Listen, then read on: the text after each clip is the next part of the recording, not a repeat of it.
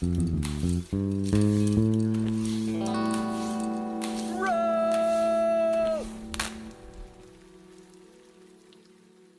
for joining us today on the Dihedral Podcast. I'm Carrot, along with Highclip, and joining us today is a man with a wealth of experience in all things, including a lifetime of rock climbing, Mead McLean.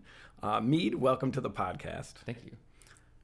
All right, so before we get started on some of the questions, I just want to mention a couple of things about you. In addition to being an amazing climber, Mead is also an award-winning artist and a professor. There's really not much that Mead hasn't done or that Mead's not willing to tackle.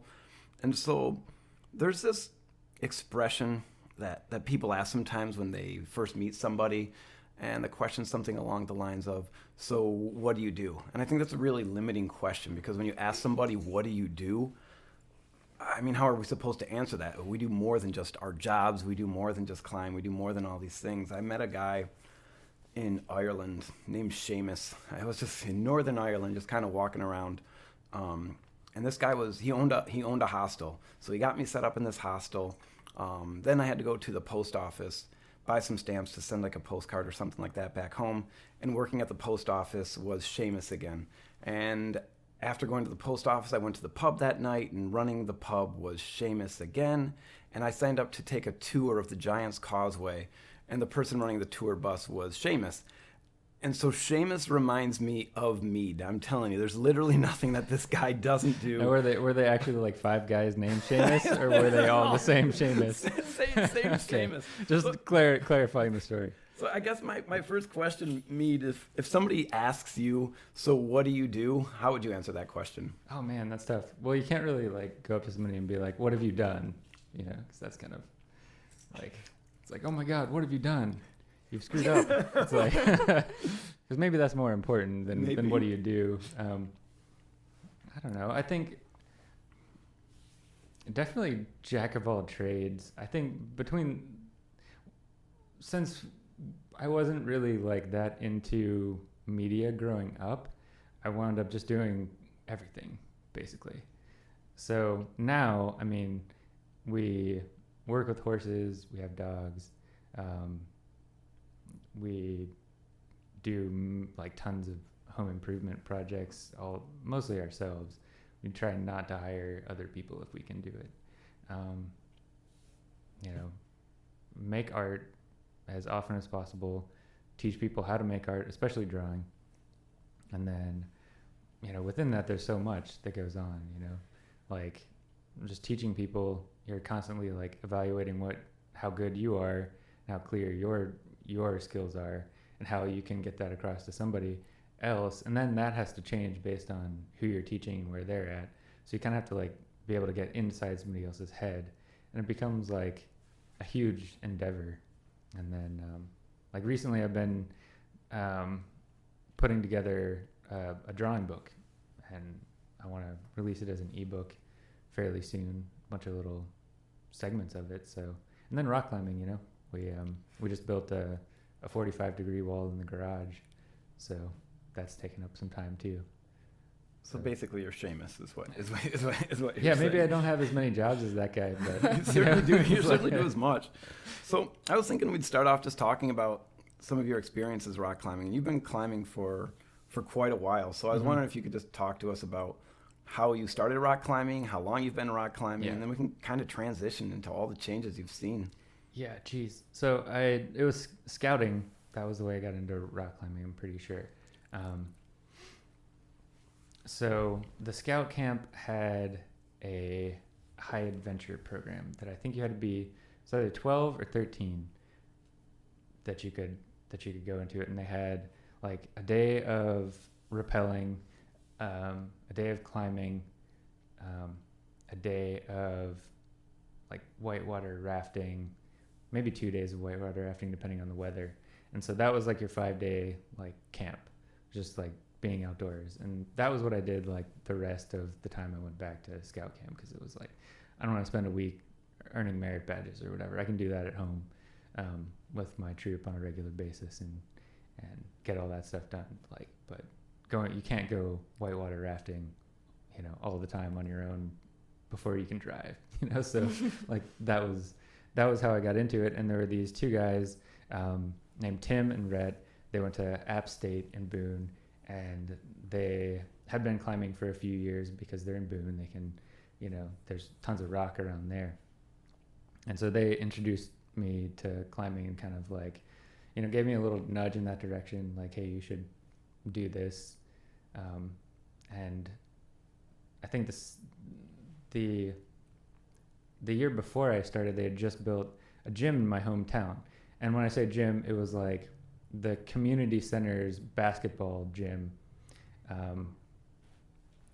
On 2 walls, they had a flat traverse wall, like straight up 90 degrees, and it was only 8 feet tall, sheet of plywood. And it was all community built, so everybody in the climbing community just made their own sort of wall. And then turning the corner, they continued the traverse wall, kind of made it around the double doors as that was like the fire exit. And then it was like a giant overgrown, like 25-foot tall woody, basically, that went from there all the way over. And they never changed the setting, really, maybe once every 6 months or year, and except for the lower part. So they would take the first 6 feet of holds off completely every night that they were open, which was only twice a week. And so that no one that came to play basketball could climb. And so that was like the environment that I grew up climbing in. And if I didn't get to go climbing on Tuesday and Thursday from like 5 to 7 or 6 to 8 or whenever it was, like I couldn't climb basically in the gym. So it was kind of limited, but that was when I met like my first 2 climbing partners. And that was kind of like where that began. And in terms of outdoor climbing, that started of course with Scouts a little bit, but my first real trip, we went to Rumbling Bald, North Carolina, which I learned after the fact that it wasn't exactly legal to climb there at the time. That it was on mostly on private land, or at least the access to the crag was on private land. I don't know, sticky situation at that point. And so Mark was one of the 2 guys that I climbed with at the time, and my mom dropped me off at his house, and I didn't know what I was getting into with him, because he drove about 95 or 100 all the way there, including on like the twisty back roads up through the foothills up on into the mountains. And he would be passing people over the double yellow on those like mountain curves. All right, Mark. Yeah. So it was like, if you wanted to get to the crag at a reasonable hour, like you let him drive for sure. And he liked rock music. He listened to Tool, and so that was our soundtrack for the drive up. And then that first trip was so critical for me, because it was just, we parked on the side of the road. There was nobody else there. There was maybe one other car, and that was probably our friend's car. And then we walked in just on this little teeny dirt path, like totally overgrown wood stuff. You would see some boulders around, but there was vegetation everywhere. And we eventually got up to the base of this cliff. They just said, all right, we're going to go up these. It's a 5.6 and 5.4. We'll see you at the top. When you feel the slack come out of the rope, just start climbing. Because you couldn't hear, because it's a full rope length for the two pitches that we linked up. And so I just started climbing, and it's like slab climbing. And it's like, where are the holds? And so it was kind of a challenge, but it was fun. It wasn't like physically tasking or anything like that. Then we came down, did a couple of 5.10s on top rope for me, but yeah, it was a good experience, because it was like, you're out in the middle of nowhere. There's nobody there. Like, you could scream and yell, nobody would respond or anything. There's no facilities. There's hardly a trail. There's nothing. So it's different now for sure. So you've been back to Rumbling Bald recently to see the changes? Yeah, twice. I went last April, was it? Was Mark there? No, I don't know. I haven't kept in touch with him, but I still have his backpack that he gave me for that trip. If you're listening, Mark. Yeah, right. If Mark, you're somehow in the climbing world and you hear that, I still have your backpack, and I'm not going to give it back. But yeah, and Rumbling Bald is basically, it's trashed now. Is it really? Yeah, like the state park system runs it, and they're doing as best they can, but every couple of feet there's another piece of trash somewhere. Both times that I went, and this was after cleanup too, so they're, you know, I mean, the impact that we have as climbers and as hikers and stuff like that, it's really easy to drop a candy wrapper or something out of your backpack, and that just adds up over time, and it gets buried by like leaves and stuff. And so yeah, I mean, it's changed a lot, probably for the worse. I mean, the boulders are developed now, which is cool, and that's like why you go to Rumbling Bald now. But yeah, it was kind of sad to see that trashed. And the other place that we went to Blowing Rock Boulders outside of Boone, North Carolina, and like that, it was bad enough to where like I would worry that they're gonna shut it down completely for access, because we saw like, you know, hair bands, clothing, socks, guitar picks, like, you know, tissues, like all kinds of random trash everywhere. And it's very clear that, you know, climbers and their friends came to hang out and just left a bunch of junk there. Yeah, it's really interesting. Do you think that's something that's changing in the rock climbing community? Because you see this push to protect the trails and protect the rock and things like that. Is it a place that we need to go catch up with, or do you just think that?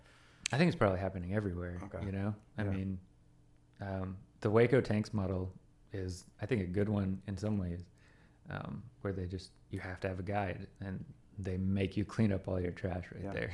It's like, you know, and having like seen some access battles, like fought and lost and fought and won, you know, it's a delicate balance, and going into it with a lot of respect for the area and everything, and some self-respect too, to pick up after yourself. Yeah, definitely. And as the scene grows, you know, it's so big now, like, you know, just being in a group with 10 people, like, it's hard not to leave some trash, right? Even if you are eco-conscious. Absolutely. You know, I mean, we forget things all the time, whether it's food or a draw or something like that. It's really hard. Yeah. No matter how conscious you are about it, it's rough for sure. Yeah. So when you first said there were hair bands there, I was picturing like poison out there, just like hair bands. Yeah. Well, I mean, obviously there was a guitar pick there, so there may have been they were doing an acoustic set for all the people. Exactly. The aerosol cans. Yeah. But it was just sad to see like the stuff that 20 years ago was like absolutely pristine is now just kind of, you know. Yeah, it's heartbreaking. Yeah, I mean, it only takes like a few people to screw everything for everyone else. And, you know, the governmental agencies that restrict all this stuff don't care who does it or how many people participate. They just care that it's damaged. For people who aren't familiar with rock climbing in North Carolina or South Carolina for that matter, how would you say it rates to some of the other like more popular climbing destinations? Weather is a factor. So I've taken big breaks from climbing, and I was on kind of a good streak with it one season, and then the winter was like incredibly wet. It was just like 12 inches of snow, then it would kind of melt, then we get like 16 inches of snow, and then there was an ice storm. This was in Boone. And then, you know, a couple of weeks later, there's like another snowstorm. So it's like, it's obvious that you're not climbing during that. And then by the time springtime hit, I counted up by June, there were 100 days of precipitation for the year. And yeah, I sort of just stopped climbing at that point. Yeah. And so it's like, this is too much work. There's no gym there at that point. There is now, but yeah, so weather was a factor, and there's only so much hangboarding you can do. So I just got into other stuff, like threw into art more fully and things. So Speaking of gyms, so how has gym climbing kind of developed since you've been climbing, and how do you feel about current gyms? Well, I don't know that I'm like the best authority for that, because I didn't set foot in a gym between like 2000 or maybe 1999 and 2015. basically.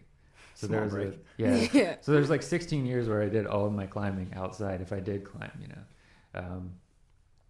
and the strangest thing about it is like every time I would restart climbing in Boone, within one season, 12A and V5, like basically starting from V0, that was like achievable, in a summer or a spring kind of like 6-month period or something. Just because you're used to the rock, you're climbing the same area, you can work routes, you can like do a circuit of a bunch of stuff and kind of get your skills back up. And then, but gym climbing now is like, it's a different scene entirely, like the first time we went into Inspire, it was like these people were training, like, and that was weird because they had like headphones in, they're not talking to anybody. It's like you might as well just put like a dumbbell in their hands or something. And they're just like really into that. And, we just was like, this is stupid. Like no one's talking, no one's yelling encouragement. So we just kind of started, yelling like, hey, go for it. Yeah, do it. That kind of stuff. And then, eventually, people would kind of catch on. And I think that kind of, that helped the environment there a lot. But then route setting has become this sophisticated art form. And that to me was unfamiliar. And I had encountered it like once at a comp that I did, the one comp I did when I was in high school. I was like, wait a minute. So like, you want me to climb this thing that you set? Like, why would I do that? That was that literally went through my head. I was like, why should I use these holds that you indicate? Because I've only been out on rock, and you can use whatever is in reach, and whatever feet you see or whatever hands you see, you could, like in the Southeast, there's these eyebrows and they kind of slope on the bottom, and then they have like a flat little roofy ledge.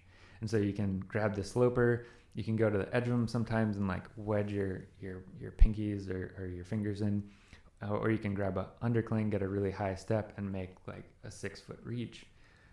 For me anyway. Tall people. And the tall people beta, and then get to like the next decent hold and stand up on that. So it didn't feel fun, doing that. But now, knowing some route setters and stuff, like they put a lot of thought into it. And what's interesting is they're not setting geological features, they're setting movement for you. And that's not always ergonomic. So, and then you're, at least at the gyms that we've been to, you kind of see certain certain setters kind of, or like certain fads go in the setting, like it's undercling month, or it's like, obviously they're going to do like Gastons or like they're going to do heel hooks, but sometimes it's like only left heel hooks for your boulders, so you're not getting muscle balance in your right leg, and then you're like thrown out of whack. So those kinds of things happen, and I think that was why we wound up building the home wall, because we can just get whatever holds we want, stick them there, leave them there, and kind of create our own sort of thing. And we were also sick of just pulling on jugs, right? Because you either like up to like V4, you need V5, you kind of grabbing big holds. And when you go outdoors, like a good hold is maybe an inch deep. Yeah. And a good hold might be like a little crimp, and that might be on like a 45-degree overhanging section of a boulder, And so that, like, we wanted basically just to use small holds again, so that we'd be ready when we go climb outside, because living in flatland, your opportunities are limited for that. So do you guys have a single jug on your wall? Not right now. No, there's one that came with the Metolius set, and the like Outcast. the starter set. It's like it's like the finishing jug. We went really old school with it. Like Sinrock is this company that makes clay holds, and they're really hard, and they're super cheap, and the shapes are kind of like old world, like 2001 shapes when they were winning all their awards, and they haven't really changed like too much, which is fantastic because they're just simple, basic, They're hard. You know, like when you grab rock, your fingers have to depress and your fingers like have to change their shape. And when you grab plastic, it kind of feels like the plastic flexes a little bit and it moves into your hand. That's not what those holds feel like. They feel like you have to, if you kind of throw to them, you got to get it right. Otherwise you're going to hit your joint, like your joints there, and it kind of hurts. So it's really good because you have to be a little more controlled with it. But then we have some other holds on there that are great. Like we got the rectangles from So Ill on like their overstock thing, and they're just like atrociously difficult to hold on to on a 45-degree wall, because they're like, if they were on a dead vertical, they would be okay, but on 45 degree, it's like you really have to, like, it's not like parallel to the ground, it's a little bit slopey, and so it's tough. And then we got some kilter holds in. We got like some of the Trap Rock series, which really look geological and cool. We got the big pinches. Oh, nice. And so when we got their like in cut like medium holds, I think is what it was. So those are kind of exciting because they mimic geology a little bit, and that's kind of, you know, what we were going for that. And you know, we should have some jugs. We need to buy some jugs because it's like it's hard to warm. It's like it's hard to warm up on a 45 degree wall, right? You know, especially when you're over 30 and you have to like spend a good 30 minutes or so getting your body ready to do stuff. So talking about some of the changes you've seen in climbing, could you expand on that and talk about some of the changes you've seen in the climbing community? I noticed you mentioned when you first went to the gym, some of the people are kind of sticking to themselves, but have you noticed any really drastic changes at the way people interact with each other, especially with the kind of level up of competition climbing and things like that? Yeah, I mean, there's a lot of talk about grades now. That wasn't a thing. Like the prevailing wisdom in the 90s was, why would you grade an indoor climb? It's like, it just kind of didn't make sense to anybody because of changes, and you know, I'm not sure why, but you know, now there's a ton of talk about that, and there's a lot of people that want to push themselves, and they measure that by grades, and that's fine. That's like a way to do it, but it's not really measured by, you know, the acquisition of skill necessarily. But I guess one of the coolest things is like we're in the golden age of like climbing media. It's so easy to like watch stuff. We're in like the first stages where coaches are coming up and you have access to people to actually teach you. So big difference is like you had to kind of learn from someone or a couple of people back then. And like you would have to like leave your hometown and go like track somebody down if there's somebody you wanted to like to learn from or something.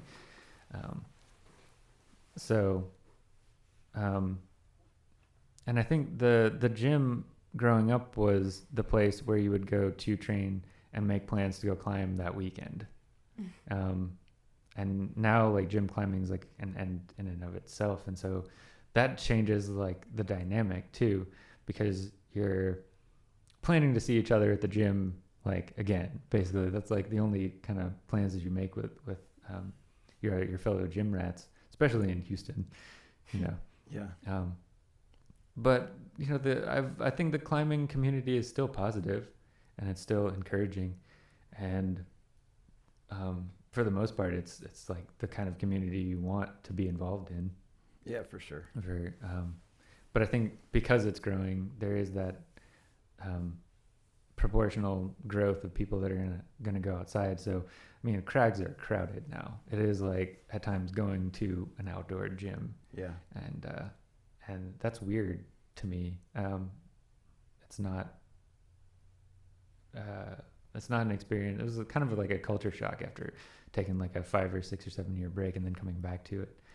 That's like usually, yeah, I mean, in Boone you'd see some people around the crag, but it wasn't like everybody is like, yeah, get in line kind of situations. There are tons of empty boulders. But the last time we were there was on like Black Friday a couple years ago, and it was just there was somebody at every boulder at Grandmother Mountain. It was insane. I've never seen anything like that. And when my friend, one of my friends, it was one of the 4 main like developers of Grandmother, and it's got to be strange to go from seeing that, discovering it, creating it, to this huge crowded place. Yeah. So That's really interesting. It almost sounds like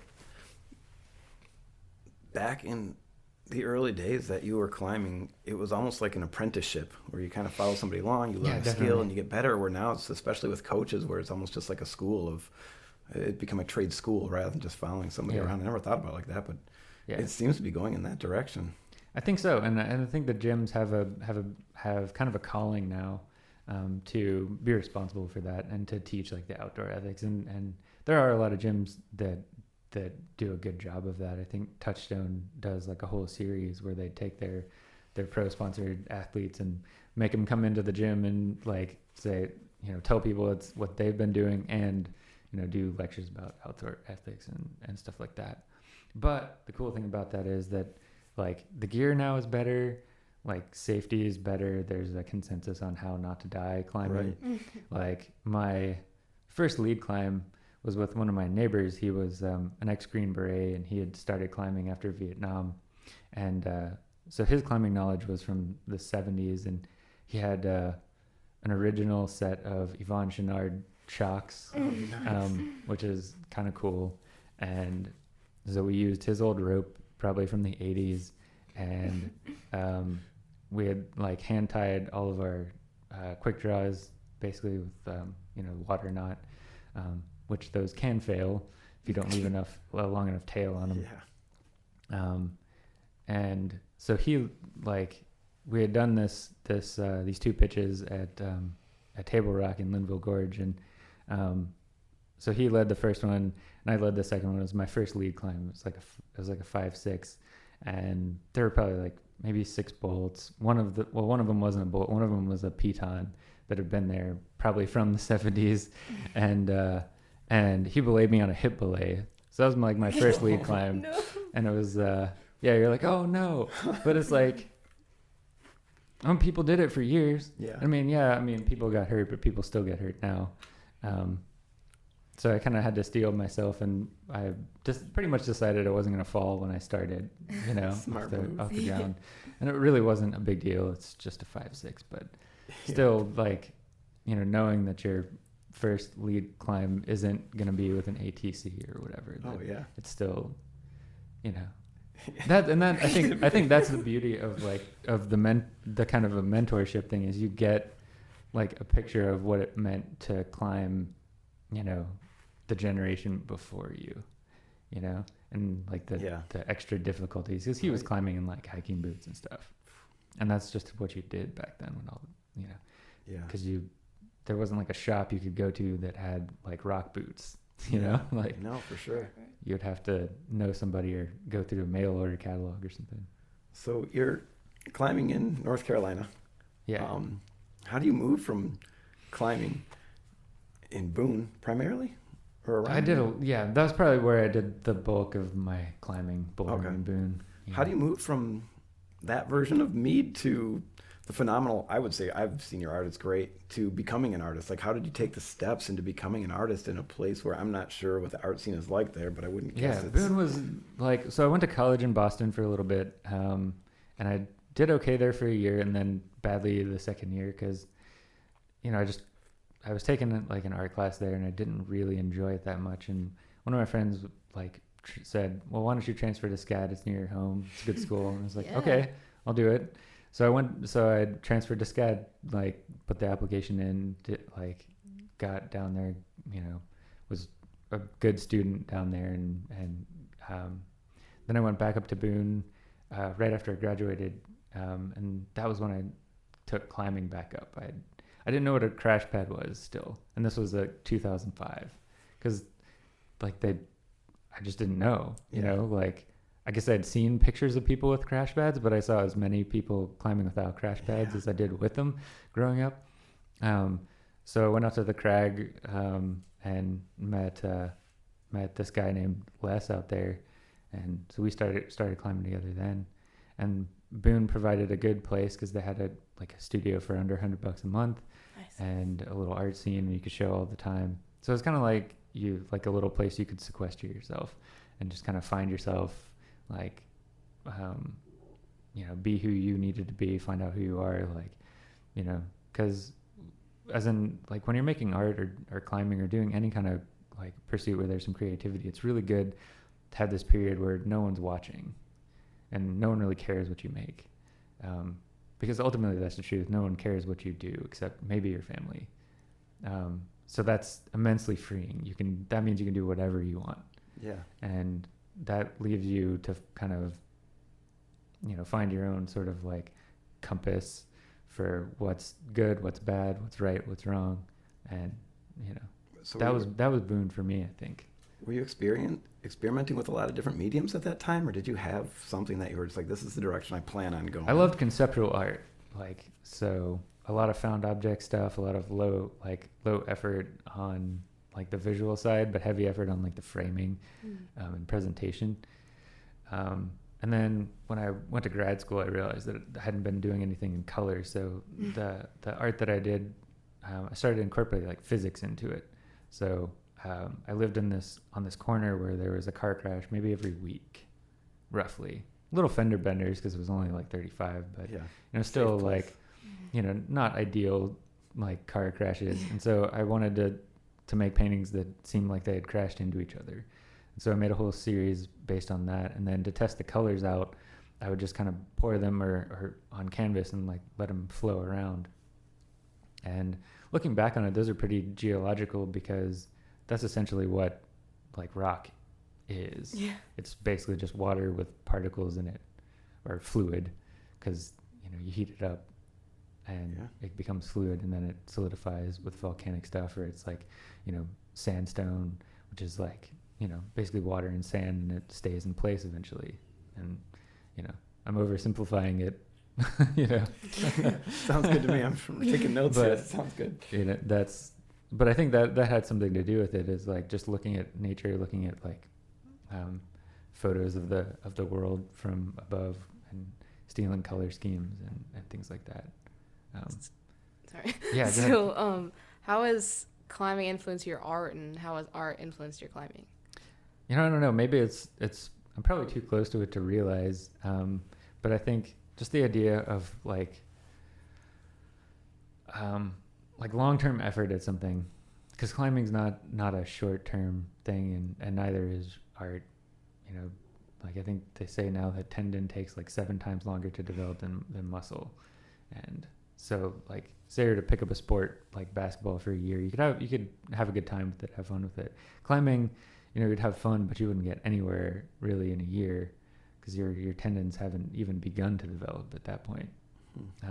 So I think it's just the pursuit of something year after year after year, even if you kind of even if your interest or production wanes and waxes, you're still kind of keeping it in the back of your head somewhere. Something's kind of cranking.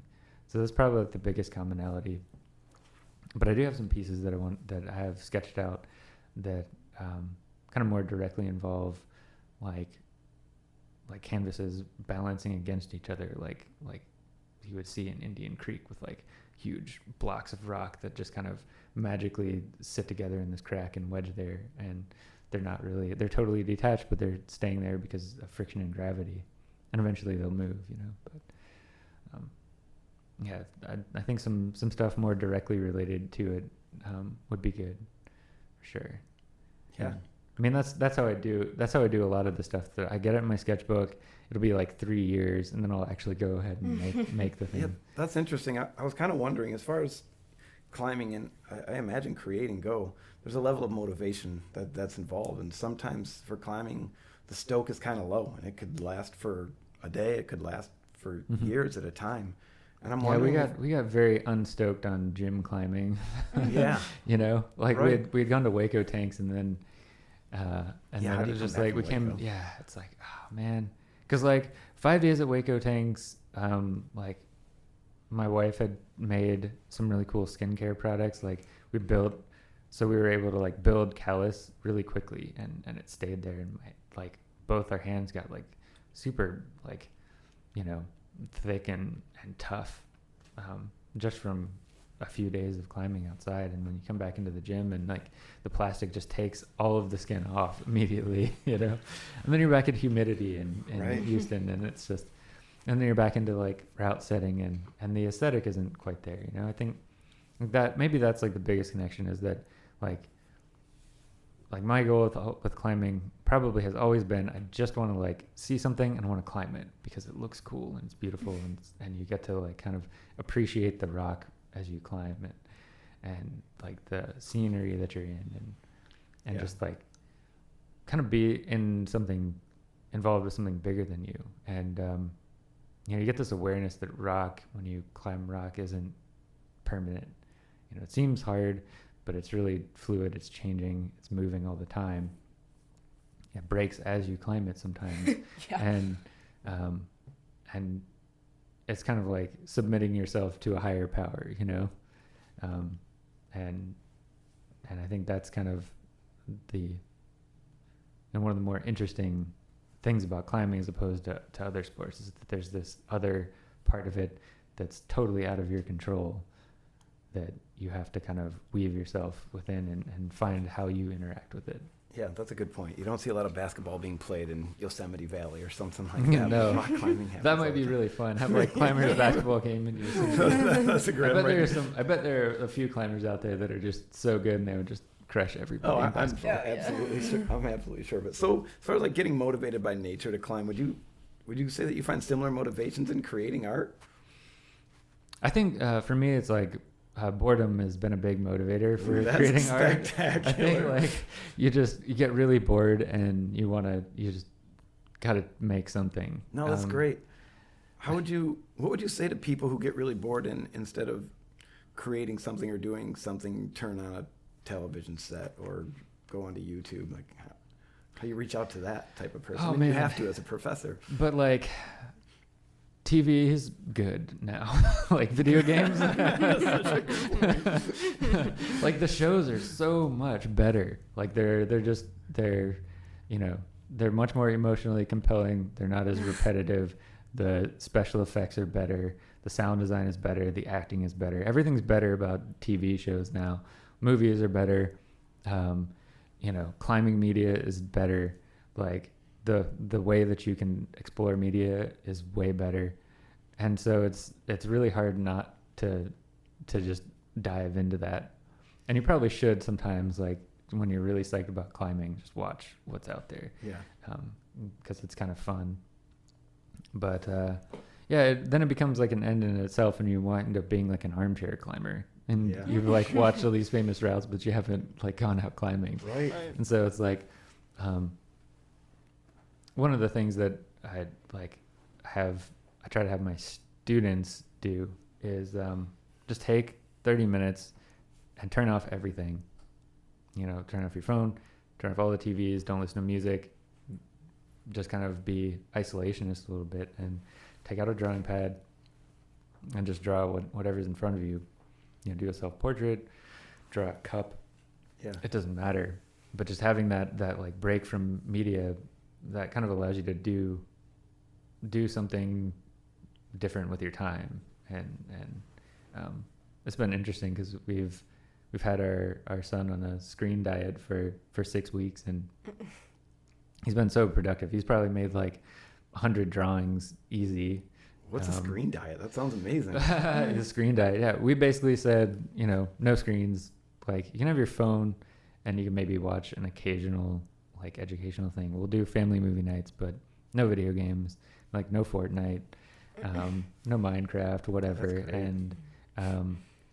And so we took it away completely, and then he just started, and he was upset about it for like 2 days, and then he started drawing and playing outside and doing all the things that kids do. And it's like, as a parent, that's really cool, because you're like, wow, that's a huge factor.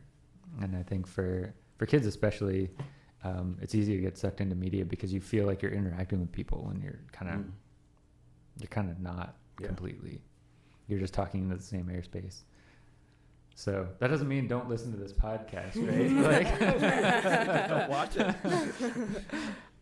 I had another question about your art. So, I've been working on a few projects myself, and a lot of times, especially when it comes to climbing, I end up creating different things, but they're really the same in that they have the same idea. They're the same, like, I just kind of feel like a broken record. yeah. And I just wonder, like, does that ever happen to you in your art, or like, how do you deal with that? Man, I think I try not to do that. So what I do, my solution to it is I do like a series for like a few pieces or a limited like extent, and then I stop that series.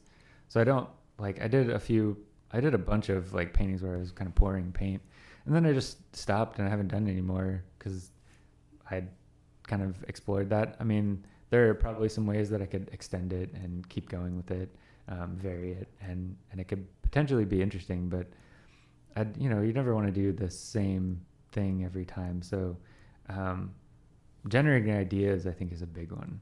Just like keeping a notebook for a long time. And then, one of the things that got drilled into me with my drawing teachers was you have to trust process and not like look for a certain result. Because there are people that have come to me and they're like, I've been trying to do this drawing for like a year and I can't do it.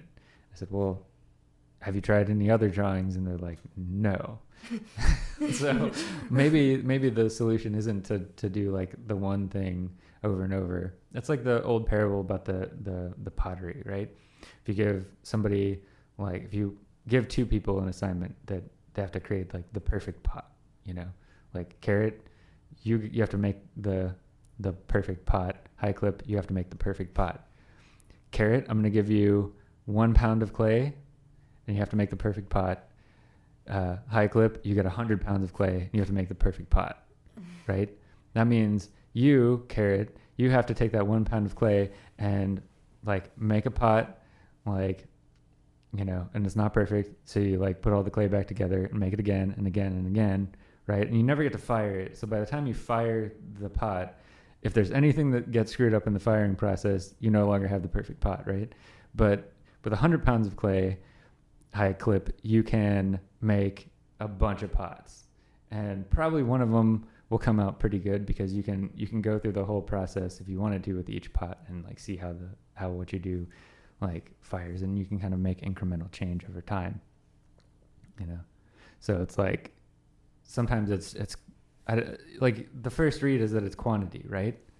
Yeah. You've made like 100 pounds worth of pots, you've made 1 pound worth of pots, and but really I think it's about like iteration, like little tweaks each time, and the other thing is like when you go through the process the entire time, when you finish a drawing and you say, well, I'm done with that completely, I'll put it aside, I'll start a new drawing, and you finish it completely, and then you can kind of compare the two and see like what to do with the next one. So no, that sounds perfect. You see the overlap there with climbing as well. Like, as far as just like doing one route over and over again versus a whole bunch, like you find improvements along the way or tweaks that you may not have noticed before. Yeah, exactly. I think it's good to do one route like over and over if that's what you want. And I think it's good to do that if that route's way out of your range, right?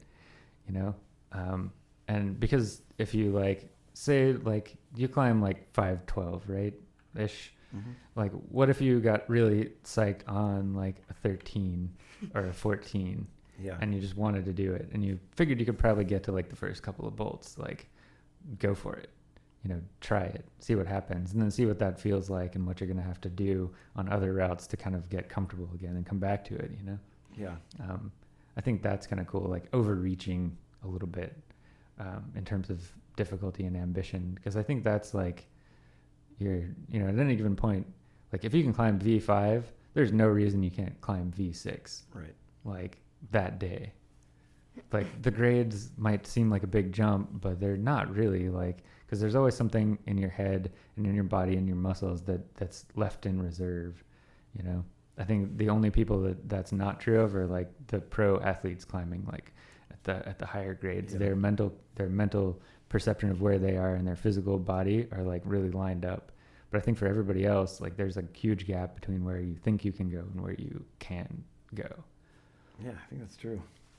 I think they proved it scientifically. Right. Like, Right, you know, right. like there's like a percentage to. So I want to mention a couple things. I was lucky enough to sit with Mead on a panel That was fun. regarding cyberpunk. that was a good I don't know, day. maybe about a year ago or so. Yeah. And Mead on this panel just stole the show. He blew everybody's mind, including mine. Highcliffe was actually sitting in the audience that day as well. I was wondering if you could talk about cyberpunk, kind of what it is as something that's on the fringe, and also tie that into climbing as something that's also on the fringe. If you see some similarities or commonalities Oh, man, between I don't those know. two things. Yeah, I mean, climbing was always kind of on the fringe, but it's less so, right? That's true. It's Olympic Yeah. sport now, right? It's like legitimate. There's careers in it and stuff. But there's always going to be that, I guess, that element, you know, that like everybody thinks you're kind of nuts. So maybe the fringe is pushed out further Maybe. Right. in the climbing community. But cyberpunk, I got introduced to it by a friend in middle school. He had just like, why don't you read like some William Gibson? And I was like, okay. Well, so I read a book of that, and then The Matrix came out later, and then I guess in later in college and in grad school, especially, that was when I got introduced to like postmodern philosophy, especially all those French guys that are really fun to study. And so they give you like this whole new way of looking at the world. They're just trying to describe what's going on, right? Because we live in a really weird place, like where everybody has their own subculture, and you can live in that subculture and never leave it, basically, right? Like you can live in this climbing subculture and not take in any outside information, really. Yeah. And that's strange. And so I think cyberpunk kind of takes that sort of idea of like these little subcultures and kind of expands on them, and then they kind of theorize what it means to live in a technological world, and like where the boundary between like humanity and technology like intersects. Maybe that has something to do with climbing. I'm not sure. Maybe climbing is a technology in a way, because we do use like highly technical movements that are kind of counterintuitive. We use really high tech ropes.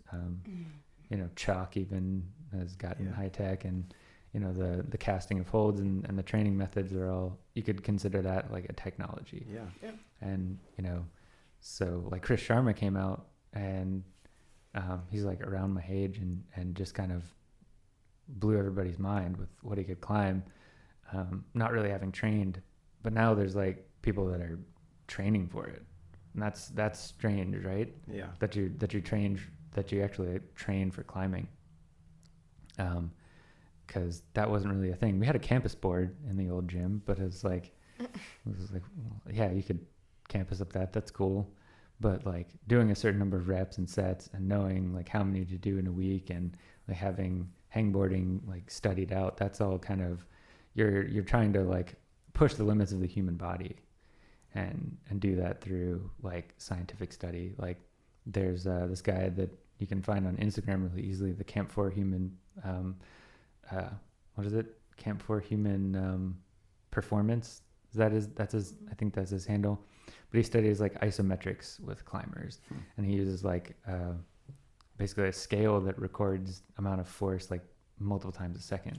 And so he can tell you like whether one hand's stronger than the other, like, and what angle of the arm like you should train, all these kinds of crazy details about it.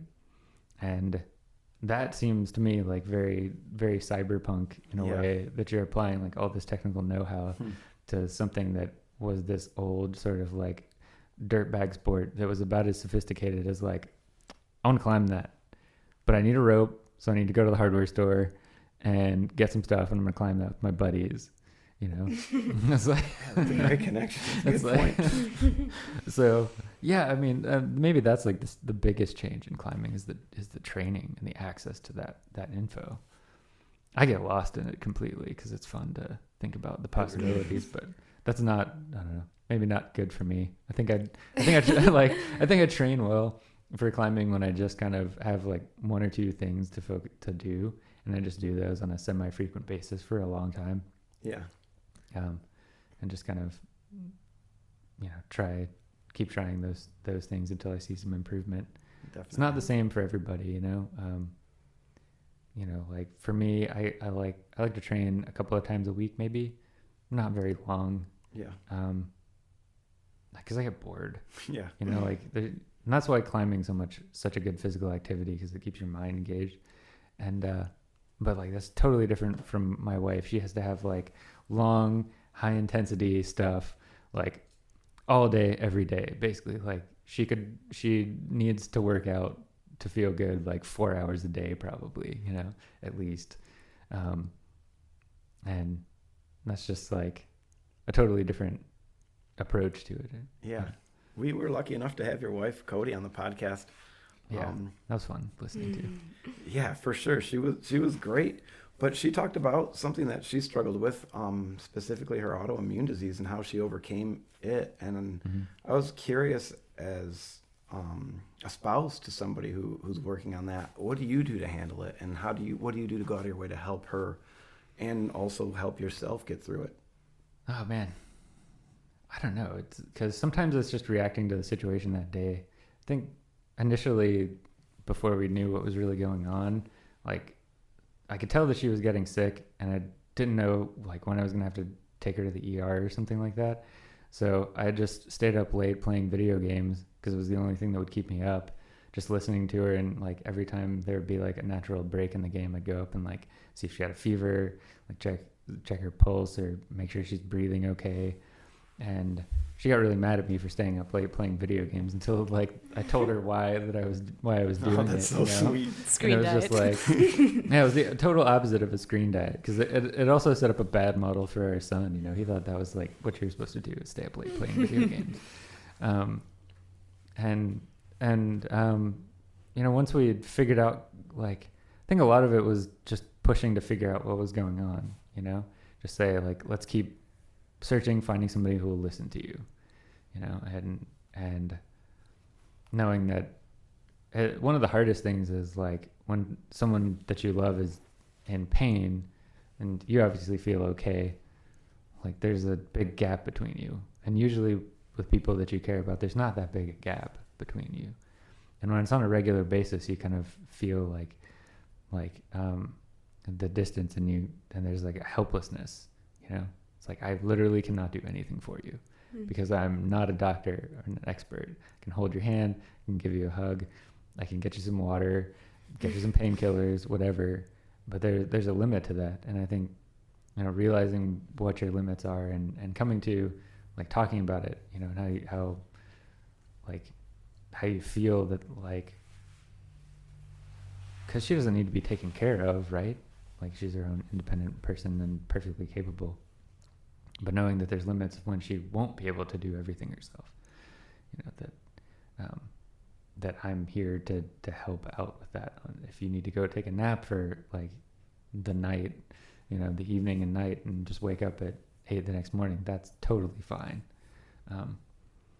So we had a lot of days that were both just like super depressed and sad about everything, and we've been able to kind of cobble together a life, and it's pretty good. Once we figured out and started to get proper medicine for her, like, it got better, because she used to have like IV antibiotics on a regular basis, and then all of a sudden it was like a year that she hadn't had to do that, and that was just fantastic, because when you have that, you have the IV in your arm for like anywhere from a week to 21 days, and you can't do anything. Like, you can barely bend your arms, because they don't like to put it down at the wrist. They like to put it kind of up higher in like towards the elbow, and then it makes it hard to drive. It makes it hard to like type, wash dishes, do daily tasks, so being there to like, and with Cody specifically, it's like, she's not always had somebody there to have that has her back, and so there's an adjustment there, because I think you're still the same person as you were when you weren't incredibly sick all the time, and you're strong, you're capable, but then, you know, sickness knocks you on your ass, and then you know, all of a sudden you have somebody there to like help you, and like that can that does a whole bunch of weird things to the psyche, and to like a relationship dynamic too, because sometimes like she wants help and sometimes she doesn't, you know, and so you have to kind of like learn to read that a little bit. But it's interesting, you know, because we've learned a lot about immunology and a lot about like the human body and how to stay healthy, or as healthy as possible. Yeah, that's great. So I hope did that do it justice? Cody's here, everybody. Yeah, she's listening. So when Cody was on the podcast, we kind of dropped the ball. We wanted to ask her who some of her climbing influences were. So we want to ask you the same question. Who are some of your climbing influences? Man, I used to get Climbing magazine when I was a kid, because that was the thing. There were magazines. That's right. no blogs at that point. Maybe someone was blogging in the early days of the internet, but there wasn't like a thing. So I mean, like maybe like Yosemite Search and Rescue. There's so many articles about Yosemite Search and Rescue back then. That's awesome. It was like basically all these like super awesome like hardcore climbers. It was just their job to go like save people out of really bad situations in the valley, and now I don't really hear much about them. Maybe that's my fault for not like searching out Yosar and what they're up to. But they're always very highly regarded because I think it was easy in the 90s to get yourself into bad situations with, you know, crappy weather reports and you know, no cell phones and stuff like that. That it would be, you know, you would need rescue kind of on a more frequent basis, especially with gear not being as good as it is now. Still pretty safe, but that's great. Yeah, that's the perfect. I mean, that was cool. And then, you know, I think the heroes were more like the people that I climbed with on a regular basis. Like, we had gone to Cedar Rock to do this one route that was an 11C A0 route, because like the first real move on it, you had to like jam a tri-cam in this little wedge and then pull on the tri-cam because the move was just way too hard and no one could do it. Where was that at? It was Cedar Rock in North Carolina. It was kind of, I don't know if it's a small crag. Maybe there's like 40 routes on it or something. I don't know, but I was like, yeah, I'm gonna try this move without it, and then I was like, no, I can't do it. There's no way. It's like, you know, one sloper to lip, no feet, no other holds. And, like the next move is huge, this big like reach, and it was hard even with the gear. So the guy that led up that was this guy in his like late 50s and his wife in her mid 40s, and she followed it, and like got to see like all his gear placements that he did because it was like mixed sport trad stuff, and that was really interesting to see like two people way older than me, like that should be physically past their like athletic prime, just absolutely crushing like 11C, which is hard in the 90s. You know, it's like, you know, now it's like easily achievable, I think, for most climbers, but back then it was a different world, and you know, seeing those people, and then like there was this one kid that would go to the gym. He had like somehow mythically climbed like 513, and I always admired him because he was just so strong, just ridiculous. And it seemed a total mystery to me how he could climb that hard. And you know, now recently with like the rise of climbing media, like you can see other climbing styles, and like you can see people like Daniel Woods who are just really strong and have some like enough technique to pull it all off. But then you look at people like Ethan Pringle, who like he's definitely a hero because like he really struggles with routes at those high like difficulty ranges a lot of times, but he'll throw himself at it over and over again. I think, what was it, Jumbo Love took him like hundreds of tries over like 8 years or something like that, with breaks in between and injuries. But like by the time he wires the route, it's like the most efficient looking thing that you can possibly imagine. Oh, yeah. Like a dance. It is like a dance. And I think that level of high skill is always, the movement quality is something that I chase because I don't feel like I ever have it or have enough of that movement quality. Yeah. And so I always look to those people for inspiration. So I was going to ask you this. I was looking at some of your influences, and I noticed Apex Twins. I was wondering if you were going to come up with like a playlist. If you were going to recommend a playlist, what kind of music would you have on that playlist for climbers? Oh, for climbers, Mead McLean's climbing playlist. I don't know. It would probably be like heavy on the rock music and maybe not on the weird experimental electronic stuff. Rock. Huh. Yeah. Rock music. Ouch. Yeah, rock. Unintentional pun. 27. No, like lately I've really enjoyed Ty Segall and all the stuff that he's doing, because he's just releasing album after album after album, and it's really fun, like easy to listen to psychedelic rock songs that have a good driving beat, really really entertaining. We used to listen to the Hives on the way to the crag.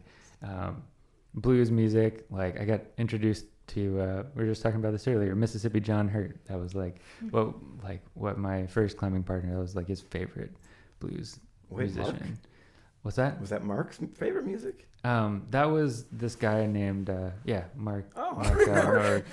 Yeah, Mark. He gave me a CD of that, and this guy Robert Lighthouse, and like a little Burn CD. It's probably like the first Burn CD I had. Yeah, so I mean, that's kind of like what I would rather climb to. Maybe some metal on the road trip out there. Sometimes you just need some metal. I like Boris is my favorite metal band, Japanese band. What are they called? Boris. Boris. All right. Yeah. Put them on the list right now. Yeah, it's great because like it's a trio. The drummer's amazing. You know, he's like on the front of the beat, and so it's like got this urgency to it. Right. Yeah. And there's like a female lead guitar player. Just fantastic, just totally shreds. I'm sold. And then the lead singer plays like a guitar bass combo thing. So he plays like bass lines and guitar and rhythm guitar riffs. Yeah. But he doesn't do like the screaming like death metal thing. He just like sings in a normal like Japanese singing voice. Oh, that's good. It's great. I've never taken the time to look up any translations, so I have no idea what they're actually singing about. But good disclaimer. Fun tunes. So before we let you get out of here, we want to ask you if there's anything that you want to plug, if there's anything you want to talk about that we haven't covered today. You can always, check out my website. It's meadmclean.com. It's a great website. I'm just going to follow that up by saying it's amazingly put together, and some of Mead's that's like version 25 of the website. Is it really? Yeah. Oh, it's beautiful. I change it up all the time. And check out my wife's skincare stuff, which is Mama Dirtbag Skincare. That's mamadirtbag.com, right? And because it's pretty interesting stuff. It's kind of like mostly organic when it can be, but effective when it can't be organic. Yeah. And yeah, I mean, if you haven't climbed, or if you're somehow encountering this for the first time, like if you haven't climbed outside, get outside to your nearest crag. If you haven't climbed at all, get to your nearest gym. Like go for it. And I think, the Access Fund, yes, that was where I was getting to next. You got to figure out a way to donate to the Access Fund, just because they do a lot of work for us, and participate in your cleanup days at your local crag if you have a local crag, and get involved in that. I think being eco-conscious is largely about just like picking up trash and having an extra trash bag around. And learning how to deal with like waste. And I mean, of course, the fad right now in the climbing community is don't climb on wet rock. I know that you have it's going to feel like you have limited time to like go on a climbing trip and climb something, but there are plenty of climbing trips in your future. Climbing is a sport that you can do like well into your 60s. I think Jonathan Segrist's dad climbed his like first 14A when he was like 61 or something. All right. So it's like, this is a long-term sport. There's going to be many climbing trips for you if you haven't So don't feel that urgency, like, because it like holds brake, especially when they're wet. It'll destroy the route for everybody else. It's really dangerous. Bolts can pull out. Like, they're not like the solid thing that you like climb on every day if the rock's wet. So I think that's mostly what I wanted to say, you know. And if you can get involved in a community, find a mentor, like that's probably the best thing. But if you can't find like a mentor that's super experienced to climb with, like take classes. Like there's so many classes now. I mean, like you can take classes at your gym, just like take a private lesson. You can like hire a guide service to teach you how to do stuff, and it's worth like the $100 or $200 that it costs or whatever it takes to go and learn the skills from someone directly, because you know so much of climbing is about a judgment call. And like I have probably been in situations where I did not make the right judgment call and it's just luck and determination that kind of like got me out of those situations, but you know, it could have easily gone the other way, you know. And knowing how to make the right judgment call can only come from somebody that's done it before, you know, and has made mistakes and knows like safe-ish ways to do stuff. You know, because you don't want to endanger anybody else, especially, you know. I think that's the biggest thing, because now that crags are like these open air gyms, like if you drop something and somebody below you isn't wearing a helmet, you know, that's terrible. Yeah. You know, if you break a hold off and that hold falls on your belay or somebody else, you might need to know how to deal with that situation, or, you know, be willing to help somebody else who's in that situation. There was one day when we went to Grandmother Mountain to Boulder, and we had about a half day to climb, and as we were getting up to our first boulder, this guy and his friend was like walking down with a broken ankle, and he had just like slipped on the hike basically. And so that was the rest of our climbing day, was just helping them get back to the car, because you know like a couple of miles is with a broken ankle is rough. And you know, you gotta, you know, it's like if you think about it, you'd have to, if you're alone and no one like wanted to help you, you'd have to get your friend back to your car, go back and get your gear, bring it back to the car, then you can go out to the hospital. And it's like, you know, what if something happened on you, like when you're like, what if you slipped and broke your ankle or did something stupid, you know? So it's like, I think it's just being okay with not climbing for a day. That's like, that's really important. And, you know, I think there's so much urgency, like when you're first starting climbing, as many people are, that's like, you gotta climb, you gotta climb, you gotta climb, you gotta climb. It's like, it's okay to take a back seat and just like take the long game view of it. Sage words from one of the greats. Mead, thanks for joining us today. Yeah, definitely. It's fun. We'll see you around. Thanks, Mead.